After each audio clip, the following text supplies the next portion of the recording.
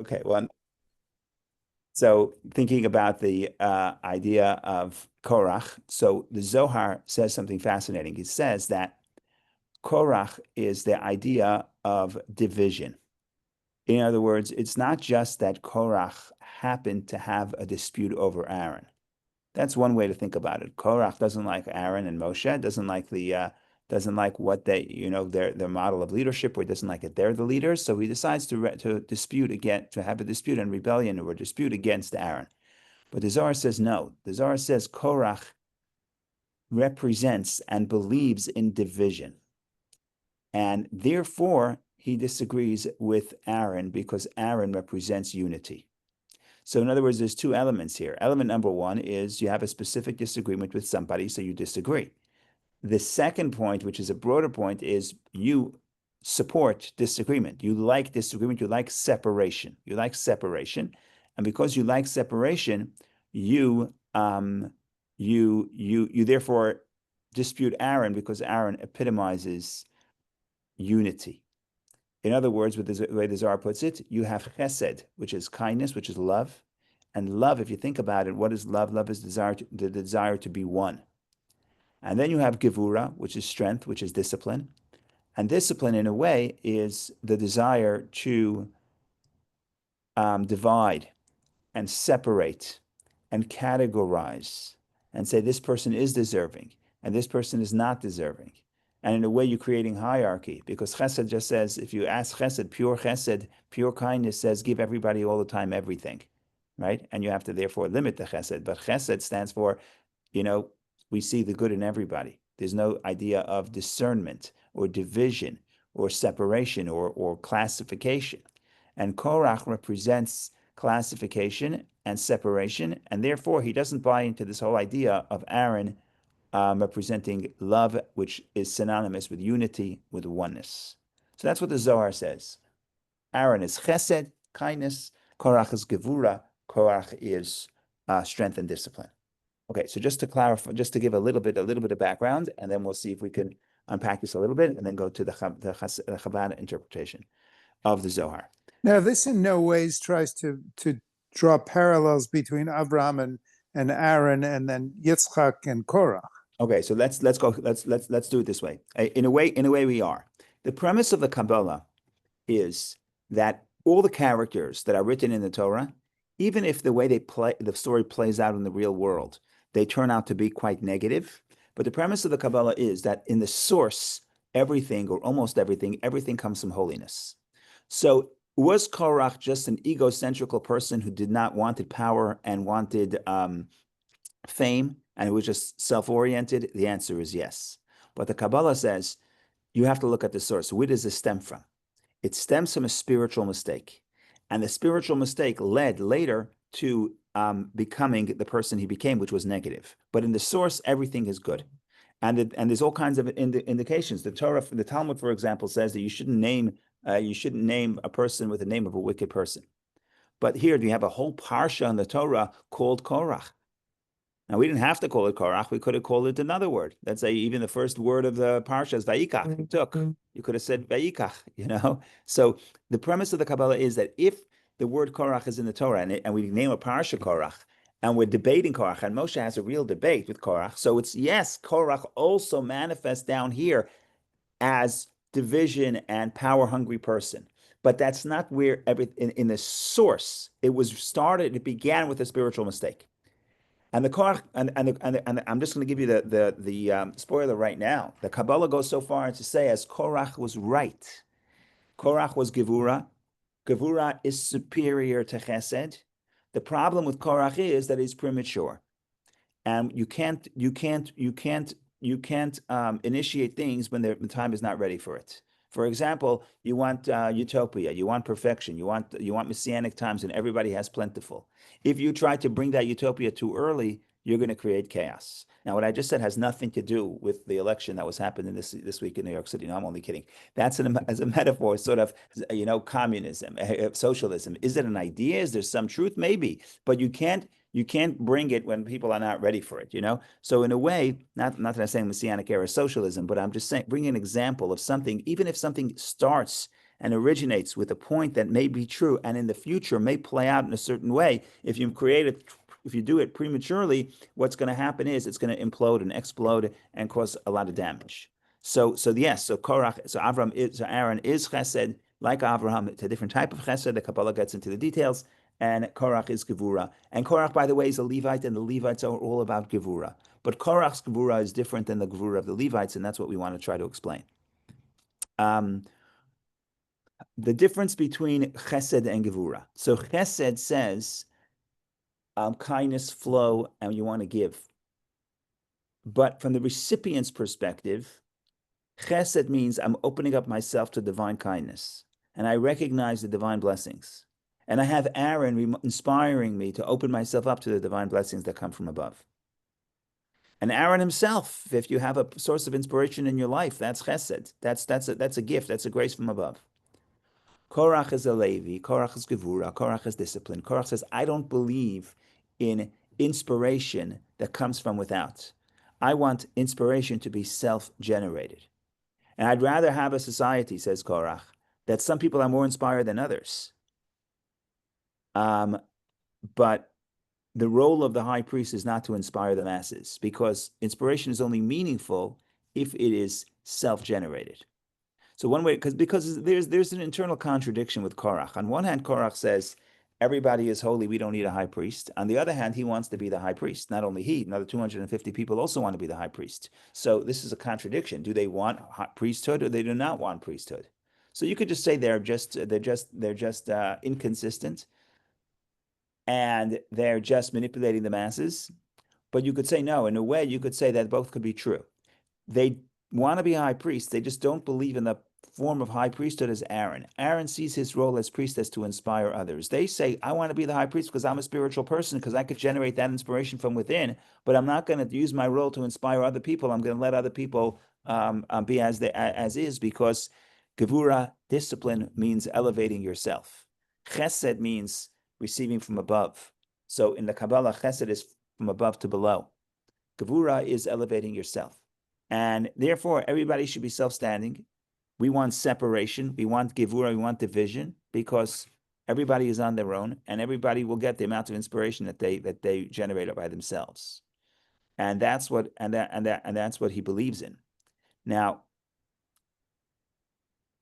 it is true in a sense that a person does have a psychological need. The Talmud says that a person would rather have one measurement, whatever, 1 pound of wheat that he planted on their own than 9 gifted to them from somebody else. In other words, there is a deep human need to feel that the inspiration I have and the success I have and the person I am is a product of my own effort and was not given from above.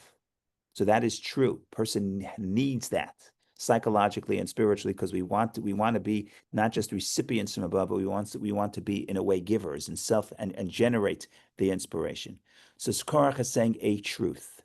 The problem with Korach is that he is taking it to the extreme, and he says, I don't want any chesed whatsoever, and that cannot work, and that will implode, and that will cause the earth to swallow Korach inside it.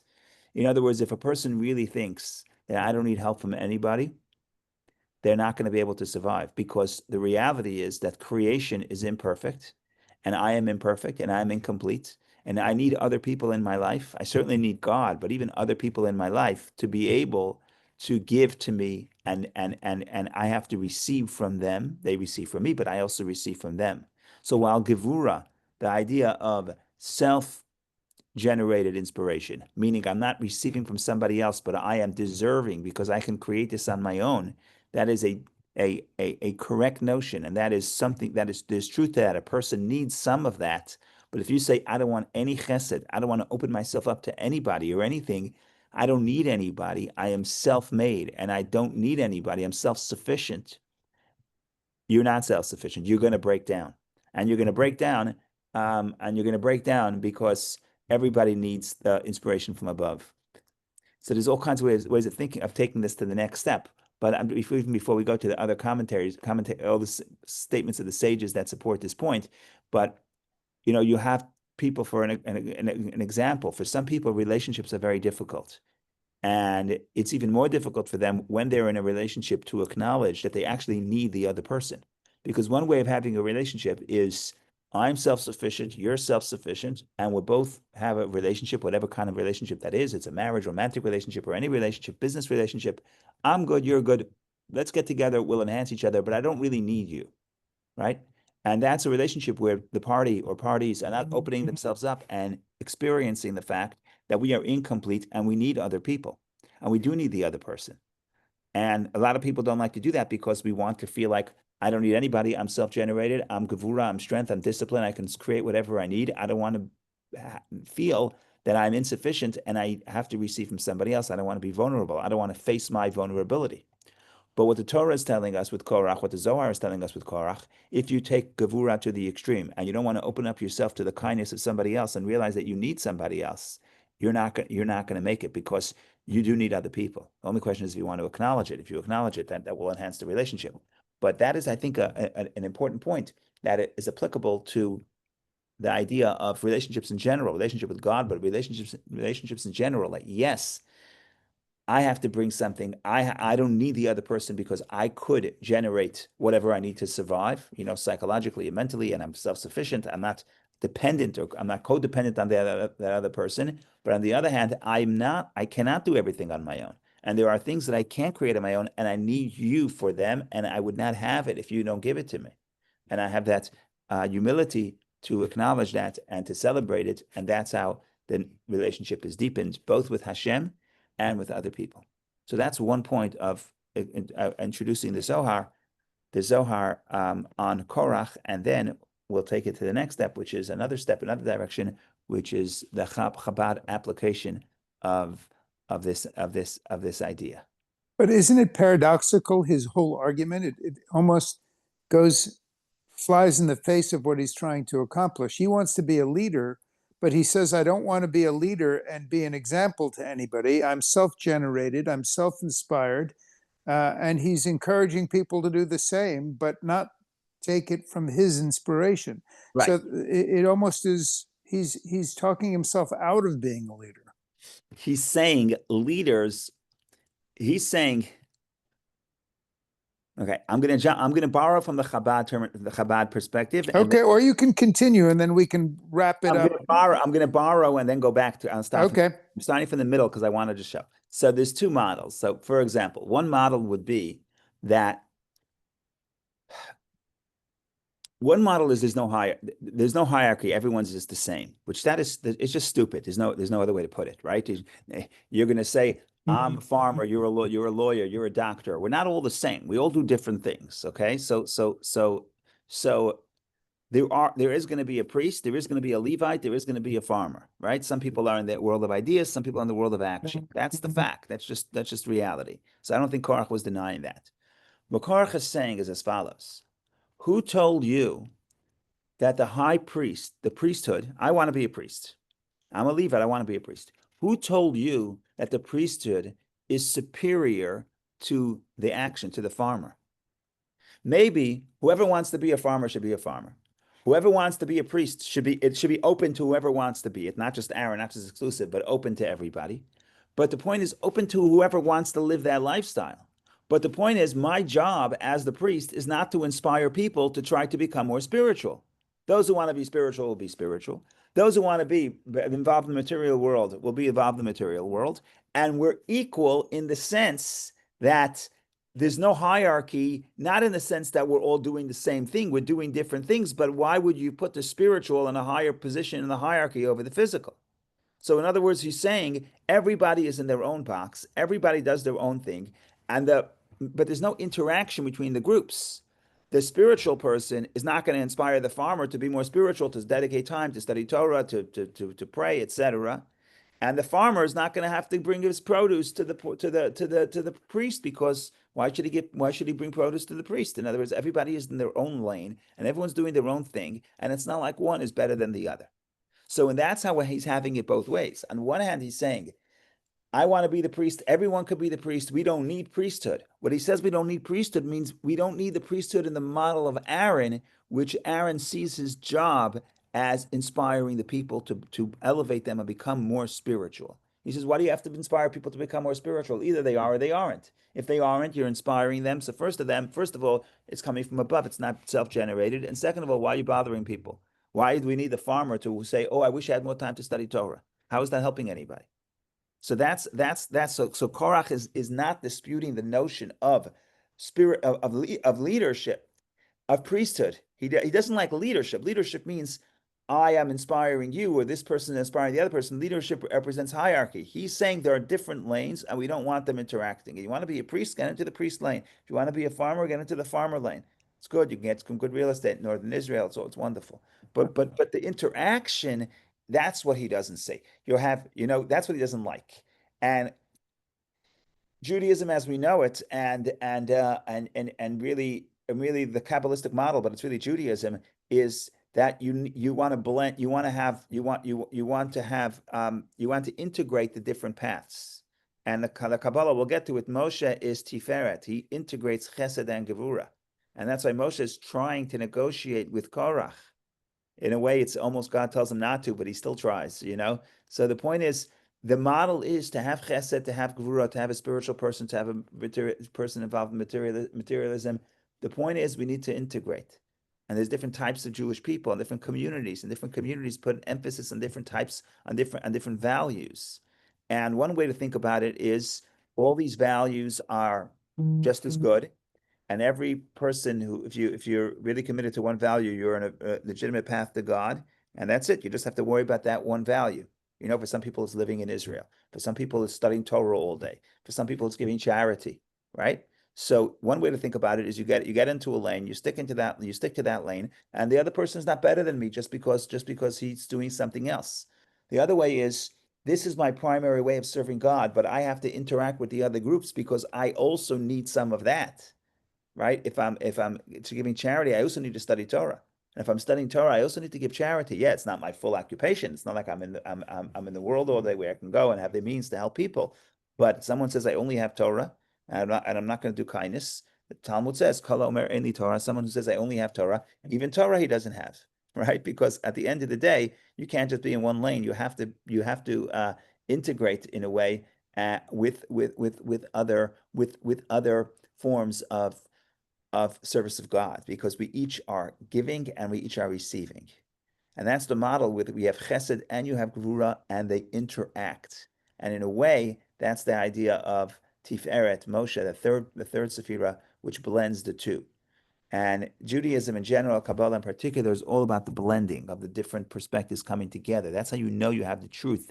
If you're not one-dimensional, if you can have two dimensions, and even better, two opposite dimensions, and they coexist, then you know you have something great. Then you know you have something that is not limited to your own nature or your own personality, but you're really tapping into something that is greater than self. So in critiquing Korach for being on only one path, are we thereby critiquing Aharon for being just chesed? Oh, so Aaron is in a way no, because Aaron is allowed to be chesed, but he himself realizes that Gvura is going to exist.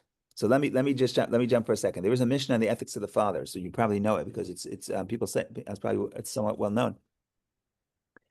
Kol machlokot shi l'shem shamayim. Any dispute that's for the sake of heaven is going to endure. Any dispute that is not for the sake of heaven is not going to endure. Says the Mishnah, what is a dispute for the sake of heaven? That's the disagreement between Shammai and Hillel. Because Shammai, in a way, it's the same thing. Hillel is chesed, kindness, and looking to make things permitted, looking to include. And Shammai is much more disciplined and much more saying things are prohibited. Prohibited means separation, keeping things separate and being strict. And then the Mishnah continues, what is a disagreement that is not going to endure? That's the dispute of Korach and his camp. It doesn't say Korach against Moshe. There's Korach and his camp. So the Hasidic writings think about this and they say, one second here. What do we know about Shammai and Hillel? Shammai and Hillel are chesed and gevura. The Talmud says, do you know why the halacha follows Hillel? Says the Talmud, because Hillel were more humble, and the humility expressed itself that whenever they would teach, they would say Shammai's opinion before their own opinion. So they never came and said,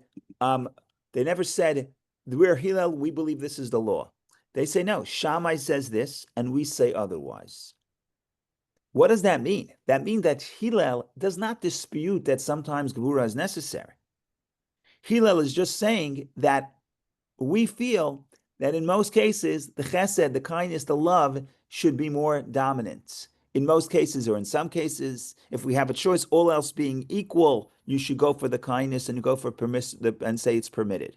But it's not that they ignore the idea that discipline is necessary. And not only that, they actually precede the words of Shammai before their own words. In other words, Hillel and Shammai, they're one's chesed, one's gvura, one's kindness, one's discipline, but they're interacting with each other. And that's why it's going to endure. Going to endure means will always benefit from Shammai's perspective.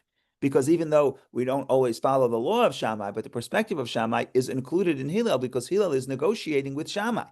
The problem is what's not going to endure? Korach and his whole camp. Why doesn't it say Korach and Moshe or Korach and Aaron? Because Korach is not negotiating with Aaron. Korach is saying, I want Gevura and I want complete Gevura. You want complete Gevura, you're going to implode. So in other words, there's nothing wrong with being Aaron or being Korach if you're interacting with the Chesed or Shammai and Hillel. Nothing wrong with being Shammai. Shammai, the halacha doesn't follow the law, doesn't follow Shammai, but we don't think his opinion is going to implode. In fact, we need Shammai. We need his perspective because sometimes discipline is critical. And the most important thing is even when we follow Hillel, we're following Hillel who is considering the words of Shammai and negotiating with Shammai. Right? So kindness and discipline work together if they're negotiating with each other. If they're not negotiating negotiating with each other, there's going to be implosion. So that's what we're saying. Welcome, doctor. So this is very important stuff. We're talking about, just to summarize very quickly, we're talking about the dispute of Korach and Aaron, and the simple interpretation is Korach just wants to be powerful, and he says, how come my cousins Moses and Aaron took all the power to themselves? I want to be the high priest. And the end of the story is that the earth, because he's rebelling against Moshe, questioning Moshe's prophecy, in a way he's questioning the entire Torah, because much of the Torah is predicated on the prophecy of Moshe. So God has to step in. The earth opens up its mouth and swallows Korach and his camp, and they're lost from the congregation. And the takeaway is, what's the takeaway? The Talmud says, don't, takeaway is be careful the way you dispute. In other words, in Judaism, we love disputes and we encourage disputes, but the whole idea of dispute is that I'm negotiating with a different perspective. And I'm saying that I disagree with you, but you have a point. Korach says, I don't want to negotiate with the other perspective. I want extreme gevura, extreme discipline. And there's all kinds of applications of what that would mean, because Korach starting again, the Kabbalistic perspective, it's starting in a very spiritual place. It's starting in a place of the source of everything. And Korach is gevura, strength, discipline. And Korach says, I like discipline, and I don't want to negotiate with the kindness. I don't want to negotiate with the kindness. And what happens is he implodes because in this world you need integration, and in this world you can't be self-sufficient. In this world, you need other people. And in relationships, you have to realize the relationship is really meaningful and enduring when you realize that it's not just the other person is enhancing who I am, but I am in need of that other person to some degree, because there are certain things that I cannot get without that person. And opening myself up to that and realizing that, then nothing wrong with dispute. In fact, in a relationship, you may have more disputes than outside of a relationship, because we have to negotiate everything or almost everything or many things, but you appreciate the opposing perspective and you realize that you're being enhanced by it. And that, in a way, is the takeaway of Korach. Rabbi, just a sidebar. In the Torah, we know that people are punished immediately, but rewarded in the next life. Why is that? I've heard many people opine on this difference, but what is the halachic, the Chabad or Kabbalistic reason? So there's essentially there are two reasons, and I'll start. In other words, in Jewish thought, one is more Maimonides and one is more Nachmanides. Okay. And the Kabbalah goes more with Nachmanides. But we'll start with Maimonides. Maimonides' point is that what is reward for the mitzvah? So, well, The reward is that you're going to live a life of serenity and have no worries and have enough peace of mind and cash flow to be able to sit on the beach, on a beach chair, on a Sunday, on a Friday morning. It's not too hot like the earlier this week, and enjoy life. That's the reward. I'm not being as creative as other religions. Other religions say all kinds. You can get 70 virgins, all kinds. They get very creative. But Maimonides says that's nonsense. That's not reward. That's not true reward. The true reward is for the soul to be able to experience the pleasure of intimacy with God. And that is something, says Maimonides, that no created being could, no soul in a body could appreciate. Because when we're in the body, we only understand physical things. And even we have some ability to think abstractly, but there's no way to actually fully understand what pleasure that would look like.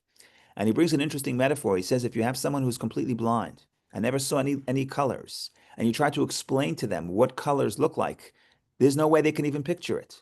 So that's the way we are when we think about the reward of intimacy with God and what that and how much pleasure that is to the soul. It's impossible for us to fathom. So says Maimonides, all the rewards that the Torah explains that, well, if you keep the Torah, the rain will come on time and the earth will give its produce and you'll live comfortably in the land. He says that's not the ultimate reward. That's just helping us serve God, right? So let's say you're working for a company and you're the employee of the year. You earn the most money. So what are they going to do? They're gonna give you a fancier office. They'll give you another computer so you can do more trades and quicker. You'll get the fastest computer. You'll get an extra. You'll get the corner office. You get an extra secretary to help you take care of other tasks. So you're getting things that help you do more work. So in this world, when God gives us means and God gives us health and God gives us success, this is not the reward. What God is doing and says this is God is saying now you have the means to do more work, but the reward is something you can never get in this world because like Moses says I want to see God's face. What does God say? No man could see my face and live. And the Talmud says in life you can't see it. After life you could see it. So in other words, from Maimonides' perspective is the type of reward we're talking about is not a type of reward that could be experienced in this world. And even with the rewards that we get, they're not the real reward. It's just perks so we can do more work. That's very different than the reward. But there's also the notion of the more Kabbalistic notion of Nachmanides. And Nachmanides says, no, the ultimate reward is going to be the Messianic era in this world. And in other words, and that's why he believes in resurrection. I'm not sure exactly what resurrection means and how it looks. It doesn't have to mean that everyone's resurrected at the same time. I don't know anything about this, but what we do know is Nachmanides says the ultimate reward is in this world, and in this world is where you have the connection between body and soul, and the reward for the soul also has to be felt by the body. So now the question is, why don't we have that reward in this world? And the answer is because the world has not yet healed, and the world has not yet healed to the point where we can go sort of, I don't want to say going back to the Garden of Eden, but I would say to expand the Garden of Eden to the rest of the world. In other words, the world is a place that there is negativity and there is sort of the battle and good and evil, and we didn't reach the harmony. So in a way, it's like coming to a construction site, and the more grand the building, the more messy the construction site is. And say it's lunch break, and they give you a beach chair to sit down and have your beer and your sandwich, and you say, "This is the reward." You say it's not the reward because we still didn't finish the job. The full reward cannot happen before the job has been completed, right? So we can't really have serenity and bond between the physical and the spiritual and body and soul and true happiness in this world because the world has not been perfected yet. We're still in the construction scene, right? So in this world, even if I personally, for these 5 minutes, I feel everything is perfect in this world, but it's not because there's sadness and the sadness of other people and other Jewish people and other people in general. And I know that tomorrow my toast not hurting and my health may not be. There's always sadness in the background because we did not reach the perfection yet. So the answer is so according to Nachmanides, there's going to be reward in this physical world, and there's going to be the ultimate reward in the physical world, but we need to have the time when the world is healed before we can experience that full intensity with of pleasure of intimacy with God, but not like Maimonides says, who says it's going to be only for the soul in heaven, but it's going to be down here because the body also has to enjoy and participate in that bliss of the soul. Such radically different opinions. And indeed. And I'm going to tie this right in because I'm going to tie this right in. You give me another few minutes because Korach, because essentially what we're talking about is what is superior, physical or spiritual? And the Chabad perspective is that Korach argues that this physical is superior to the spiritual. And I know for a spiritual discipline like the Kabbalah to say this is radical, but the Kabbalah says Korach is right. The physical is superior to the spiritual, but Korach is wrong in the sense that we cannot experience that yet. So we need the spiritual to be able to tap in to the superiority of the physical. So, but we tapped on, but this just went straight to the question of what is the ultimate goal. Maimonides says the ultimate goal is reward in heaven. Maimonides, spiritual understanding and cleaving to God. Nachmanides says no, it has to be expressed in the physical world because the ultimate is the physical. And what we're going to say is Aaron believes in yearning to connect to spiritual. Korach says, stop with the yearning. We always get together on Friday and talking about the running and returning, Ratzo and Shov. You have to create an inspiration and a longing to connect to God and then come back to this earth. Korach says, no more longing, no more yearning. Everybody's going to be in their lane and everyone's going to be happy exactly where they are. If you're a spiritual person, good for you. If you're a materialistic person, good for you. No reason to assume the spiritual is superior to the physical, and no reason to think that the person who's involved in the physical world has to yearn and has to long to connect to God and to pray and to study, because you're just driving him crazy. That's number one. And number two, the physical is superior to the spiritual. And I'll try to explain why he says that and what the philosophical underpinnings of that is, or background of that is. The end is going to be that we believe that Korach is right, that the spiritual is superior, but the physical is superior. But to understand that the physical is superior, you have to first develop a spiritual perspective. That's the catch. When you plug into spirituality, then you could feel and see the source of the material, which is indeed more profound and deeper and higher than the source of spiritual. So this is complex. This is layered. But if you break it down on a simple level, yeah, Korach says, and we're going back to what we said earlier today, which Korach says, I'll be a leader, but I'm not going to inspire the farmer to want to be spiritual. That's a mistake. And Aaron's job is when you come to the temple, he lights the menorah. It's a symbol of love. He's creating fire, creating yearning. Aaron sees his job. If you go to Aaron, hear a lecture and hear a sermon from Aaron, he is going to inspire you to want to become more spiritual. And Korach is saying that's a mistake. Leave people alone. Let them farm potatoes. It's totally fine. God is in the earth also. God is physical. God is in the physical reality also. Leave people alone. And the answer is, of course, God is in the physical reality. But the question is, could you feel that before you develop a taste for spirituality? And the answer is no. And if you think you can, you know what's going to happen. And this is why the earth will swallow you in. Because of course the physical has a higher source.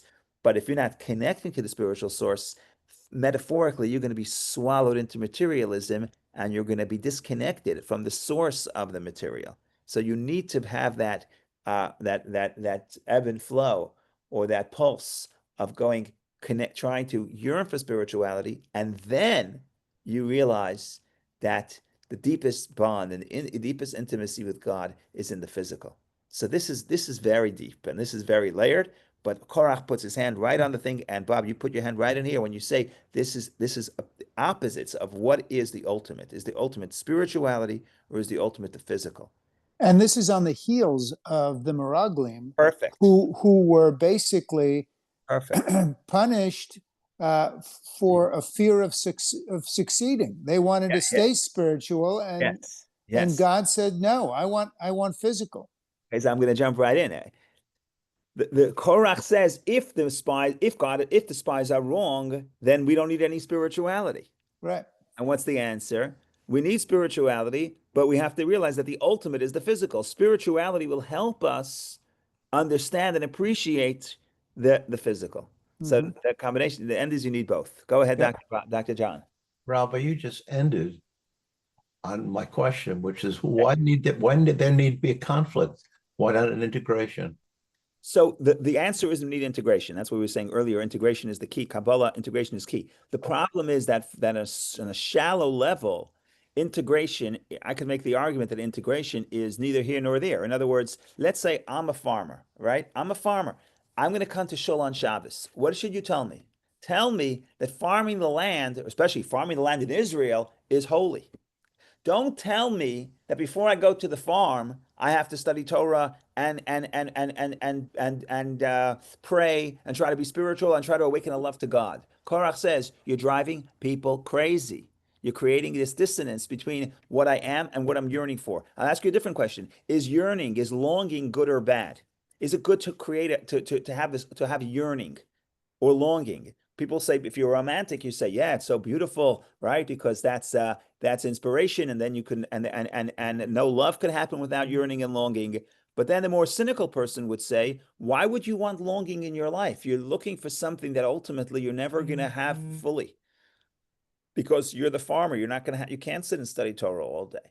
So better to not thinking about yearning and longing, say, forget about that, be happy with what you're doing, stay in your lane, and live happily ever after. So I can make an argument. Now, you're right.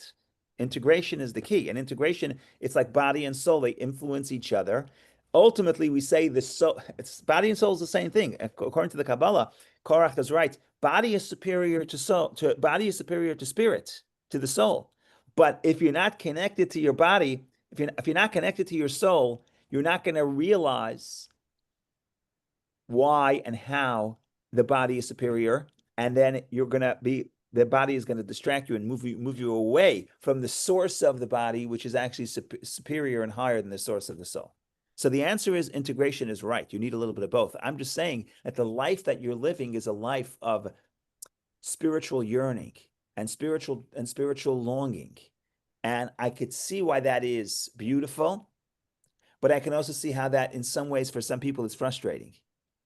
And Korach says, I don't want this. I don't want to have to go to my shrink and say, what should I do? On one hand, farming the land is a beautiful thing, and I understand that God wants it. On the other hand, I have to cultivate a desire to go to the temple 3 times a year and see and say, I wish I stayed in Jerusalem and been able to experience the presence of God.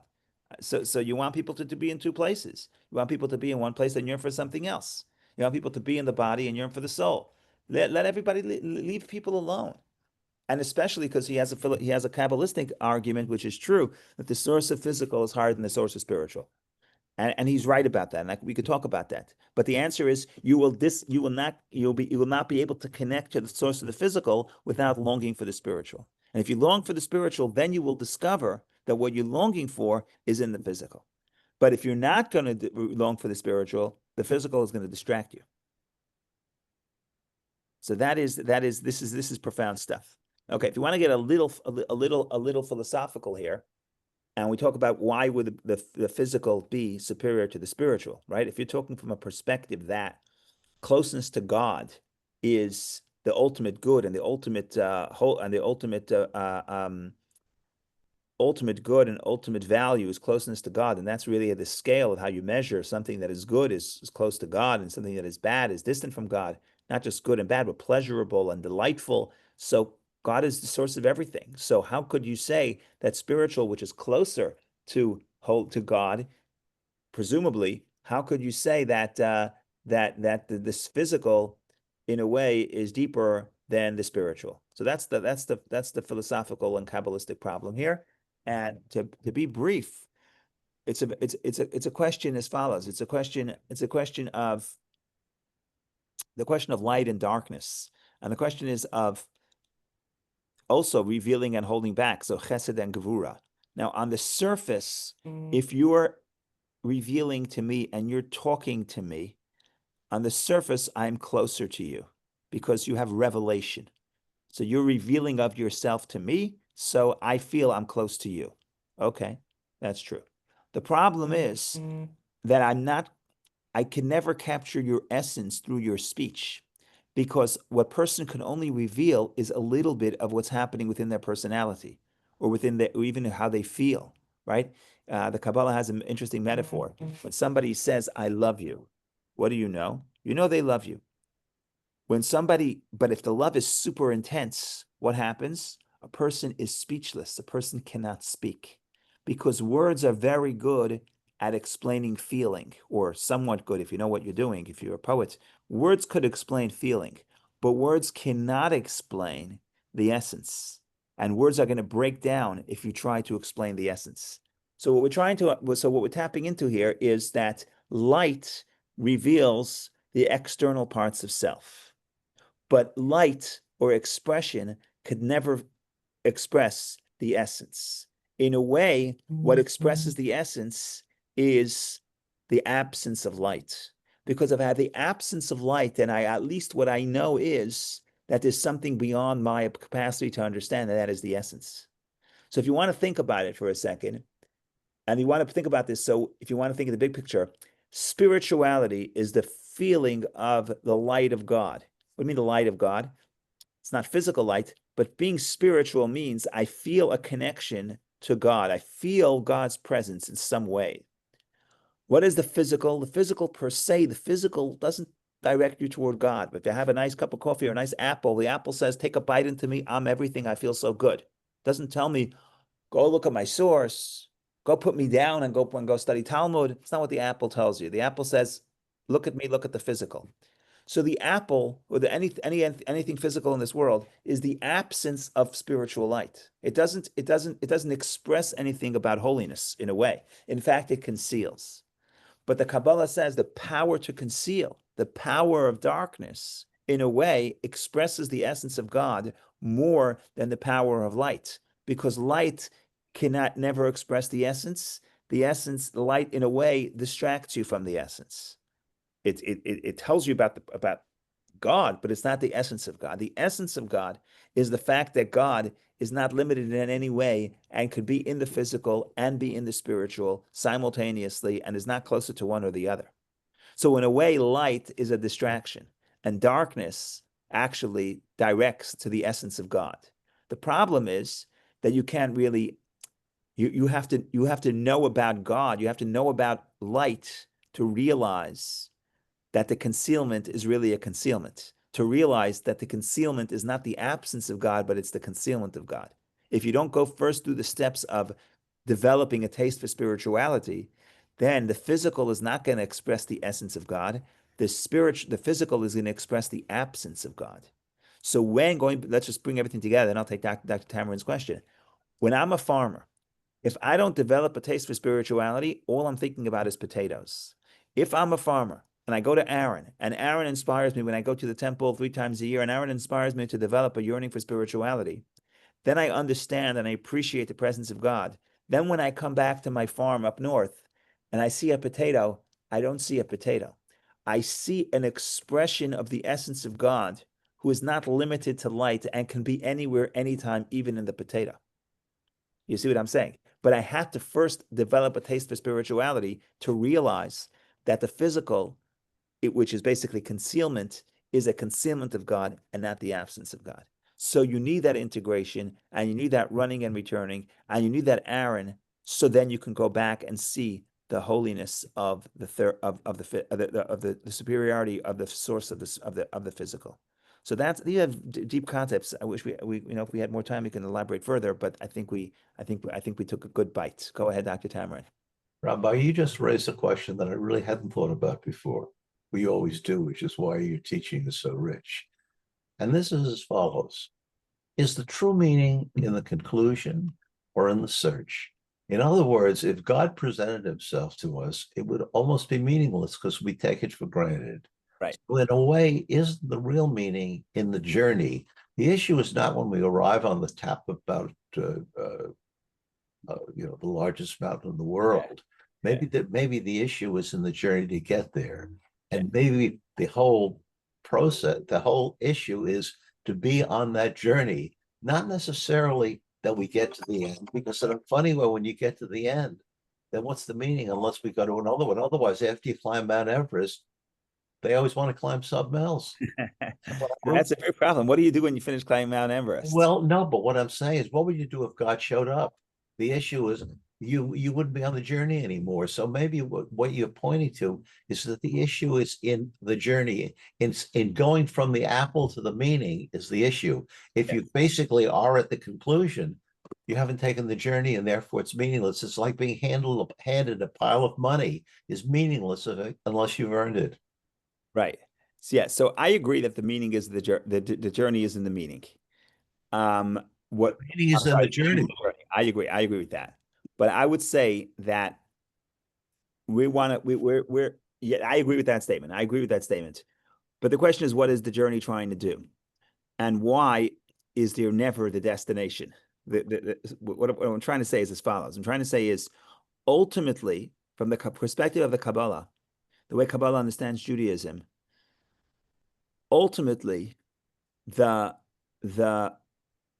ultimate essence can only be achieved with what you called integration. Not the physical, not the spiritual, but having both together. And in a way, that's why the journey is constant, because you're basically going back and forth between the two. You yearn for the spiritual, but you find the essence in the physical.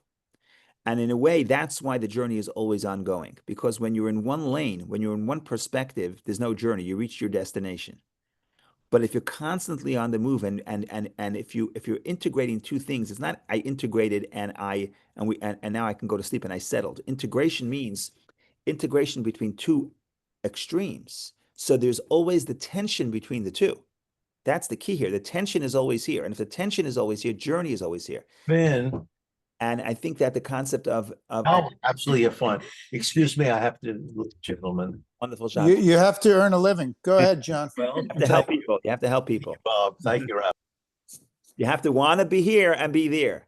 There you go. If you're only here is no good. If you're only there is no good. So that's the so I think that's what we're saying. I think we're saying that you have the tension between the two poles is where the essence is found. And the other things that I think have come up, I think tangentially is that if you look at the dynamic, the interplay between the spiritual and the physical, think of it as God being on the home team and us being the physical as the home team. God prefers playing away all the time. He likes being in the spirit. That's what we're here for, right? He wanted a chance to be among us in the physical.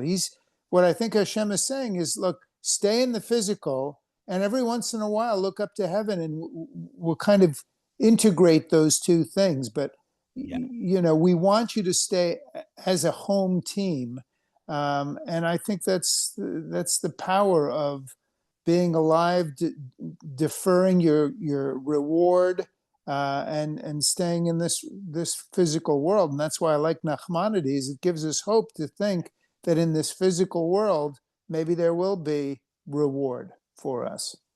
Yes, yeah. And it's interesting because even Maimonides, who says that the ultimate reward is spiritual, he also puts one of the 13 principles of faith of the idea of resurrection.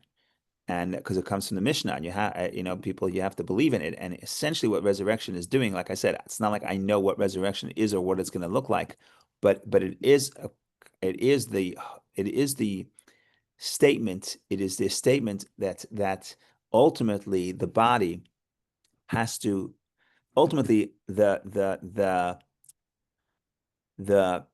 serenity has to affect the body as well. The body, you can't just reward the soul. You have to reward, you have to include, it has to be all inclusive. So that's beautiful.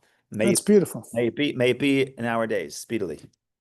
Inshallah, as they say in my neck of the woods. Indeed. It is a special treat. Fridays are a special treat for me, Rabbi, and when we can play it one-on-one, boy, that's like playing with Michael Jordan. That's like playing with Michael Jordan on the court. That's how I feel. I feel like I'm playing with Michael Jordan. Thank you. Well, I thank you. Shabbat shalom, and may you always see smiling. Now, next week I'll be up in Martha's Vineyard, but I will definitely carve out that hour. Amazing. Okay. All right, my boy. Take care. Have a great week.